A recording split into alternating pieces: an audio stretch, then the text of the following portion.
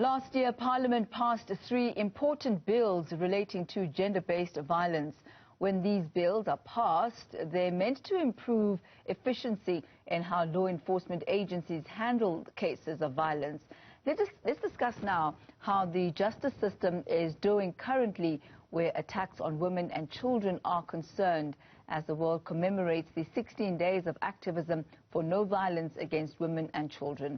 I'm joined now by Vetten, a gender activist and researcher. Ms. Vetten, good to have you once again on the Daytime Update.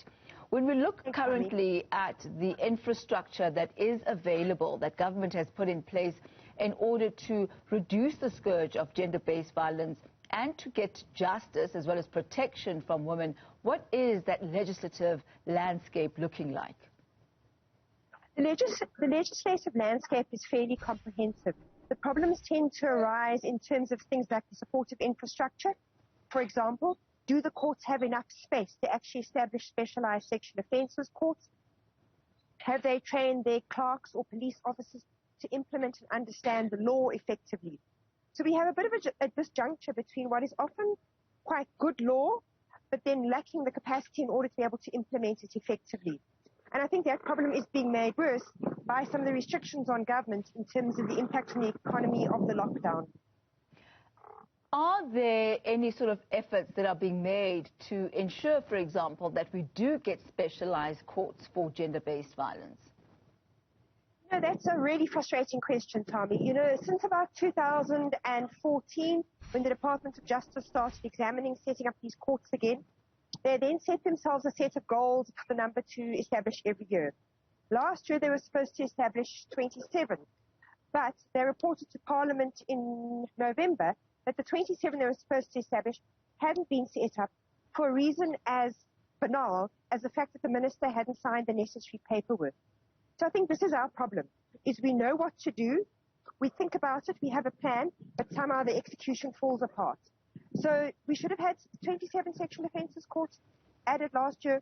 We don't have them. Who knows what will happen in this upcoming year? Talk us through these various bills and how each one of them is actually going to assist in the fight against gender-based violence, and how their signing into law is going to change the experience of perpetrators as well as victims. Sure. The most important one is probably the amendments to the Domestic Violence Act. That introduces some new ideas like making online applications. Obviously, that's not going to suit everybody who doesn't have access to a computer, but that's certainly a step forward. It puts in place a whole set of directions for clerks, as well as new authority structures for them. It also puts in place a whole range of, or proposes a whole new set of regulations for parts of government that haven't had regulations before, like the Department of Social Development and, very importantly, the Department of Health. It actually starts to push towards how the Department of Health must start attending to women when they come into casualty and are injured. At this point in time, all that happens is they might get a Panado, stitched up if that's needed, and sent home. They don't even necessarily get asked who hit them. So I think the Domestic Violence Act, if supported by good training and good resourcing, will be an important arsenal in trying to address domestic violence. The changes to the Criminal Amendments Act that widen the scope of who gets added to the National Sex Offenders Register are, in my estimate, really not worth the paper that they're printed on. All that they do is say that where previously only those who offended against children and people with intellectual disabilities needed to go in the Sex Offenders Register, they've now extended that category to students under the age of 25, to older persons in residential facilities, as well as women in domestic violence shelters. That just goes to show they're not looking at where the risk comes from. And I think the other major problem is that you only go on this register if you've been convicted in a criminal court. So those who get dismissed at universities, through labour tribunals or through workplaces will never end up on those registers. So all they'll do is move somewhere else if they don't resign beforehand to continue their behaviour. So that bit of law was, I think, based on quite a poor analysis of the problems. The third law is potentially quite useful, and that does things like do away with the police being able to grant men who've had charges laid against them from domestic violence bail. They now have to go to court in order to get bail. The police can't use their discretion to do that any longer.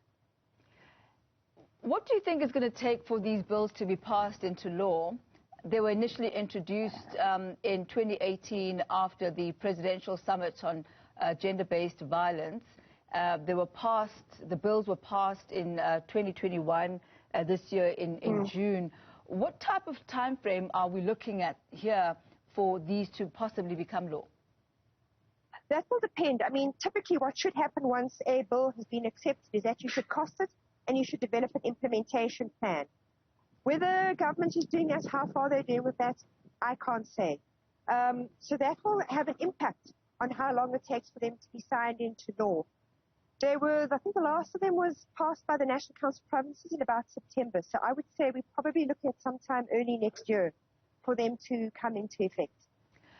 When we look at the 16 Days of Activism for No Violence Against Women and Children, yes, it is an international campaign.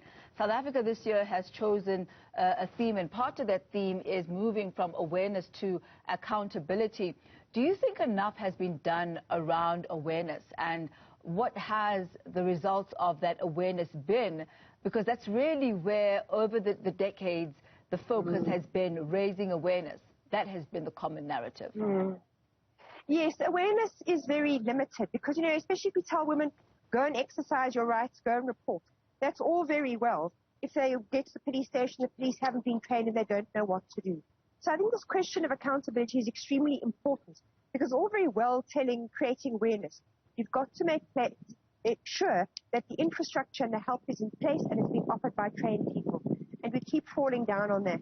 And for me, the example of a minister being unable to sign a piece of paper is really just an indication of the fact that awareness is not really that important.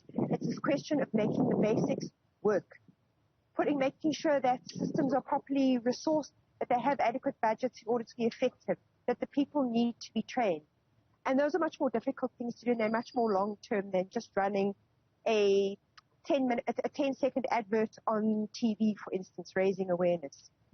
As you say, Lisa Vetten, you know, once those bills actually do become law, only then can one actually start seeing the changes on the ground, once there's an implementation of the structures and there's training, etc., and those specialized courts are put in place so that year after year we don't end up having exactly the same conversations that are being regurgitated, but that there's actually tangible movement in this space and in the fight against gender-based violence. Thank you very much for your time this afternoon. Thanks, Tammy. Thank you, Lisa. That's Lisa Vetten there. She is a gender activist and a researcher.